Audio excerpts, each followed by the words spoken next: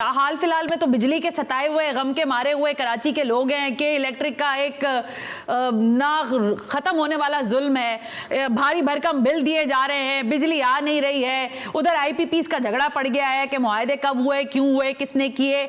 जमात इस्लामी धरना देकर बैठ गई है। ये आपके इल्म में है कुछ कि उस अदवार में क्या हुआ, किसने मुआहदे किए, गलत सही कुछ है आपके पास इस बारे में मालूमात?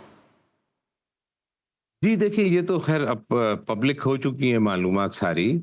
लेकिन मैं इसमें थोड़ा-सा आपको बताना चाहूँ कि मैंने मेरा ख़्याल है 2014 में मोहतरम मियाँ नवाज़ शरीफ साहब वज़ीर-ए-आज़म पाकिस्तान थे उस वक़्त, उनको एक ब्रीफिंग दी थी।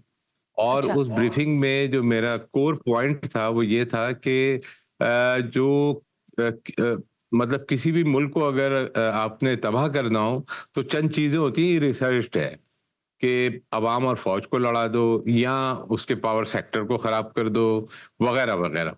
तो मैंने कहा था कि ये जो पावर सेक्टर का मामला है, एनर्जी का मामला है, इसको नेशनल सिक्योरिटी सब्जेक्ट डिक्लेयर करना चाहिए और इसकी ऑर्गेनाइजेशन एसपीडी के तर्ज पे होनी चाहिए ताकि इसकी लॉन्ग टर्म पॉलिसीज हों और इसमें जो भी चले माजी में हो गया उसकी करेक्शन करके एक लॉन्ग टर्म पॉलिटिकल यानी कंसेंसस के साथ एक दफा एक पॉलिसी बना दें और उसके बाद उसकी छेड़छाड़ बंद कर दी जाए।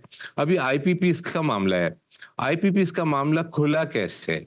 देखिए, खुला ऐसे है कि जो आईएमएफ ने आपके ऊपर पाबंदी लगाई कि आप जी। सब्सिडीज बंद करें। जब सब्सिडीज बंद की गई तो पूरा का पूरा लोड अवाम पे ट्रांसफर हुआ है। तो जब अवाम पे ट्रांसफर हुआ तो ये मुकदमा खुला है कि ये क्या है, ये इतने हाई प्राइस कैसे है। और फिर लोगों ने बैक ट्रैक करके जब देखा है इसको तो सारी कहानी सामने आ गई कि ये तो कितनी बड़ी डेकॉइटी है कि आप 47-48,000 मेगावाट की प्राइस पे कर रहे हैं और यूटिलाइज आजकल गर्मियों में, क्योंकि आपकी जो ट्रांसमिशन है वो तो टोटल कैपेसिटी 24,000 मेगावाट की है और गर्मियों में एम्बिएंट टेम्परेचर जब बढ़ता है तो आप 17,000 मेगावाट से ज्यादा ट्रेवल ही नहीं कर सकती उसके अंदर पावर, और आप पे कर रहे हैं 48-47,000 मेगावाट की। तो इसका सॉल्यूशन मौजूद है, उस वक्त भी था, आज भी है। और ये सारी बातें मैं बिल्कुल इससे डिसएग्री करता हूँ कि सॉवरेन गारंटी है और फलानी चीज है, फलानी अच्छा। चीज है। देखिए, सॉवरेन गारंटी भी होती है तो बायलैटरल एग्रीमेंट होते हैं, एक परफॉर्मेंस ऑडिट होता है, एक फॉरेंसिक ऑडिट होता है, वो करें और सारा मामला खुल जाएगा। और नहीं नहीं, एक जो मिनट इशरत भाई, जितनी ये तो मुझे आपने डरा जी दिया ना।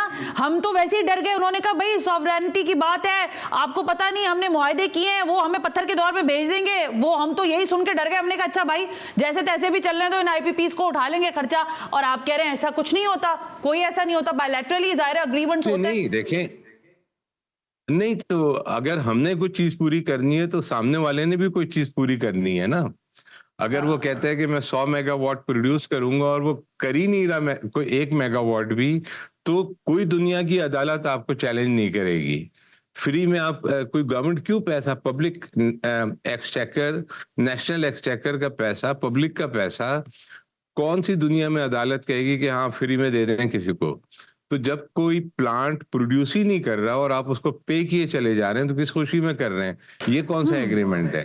तो आप ठीक है। इसको ठीक करें और प्राइवेटाइजेशन और प्राइवेट सेक्टर में एक, देखिए इसका एक तरीका हो सकता है, लेजिस्लेशन लाएं, ऑल्टरनेट डिस्प्यूट रेजोल्यूशन का एक क्लॉज लगाएं। पहले गवर्नमेंट अपने हाथ में ले सारा मामला। लोग इससे ही डरते हैं ना कि अदालतों में चले जाएंगे। सही अभी बात है। बल्कि मैं सुन रहा था कि इसके ऊपर अदालत में जाना है। जी। तो यही मैं कह रहा हूँ, ये कोलैप्सिंग गवर्नेंस है।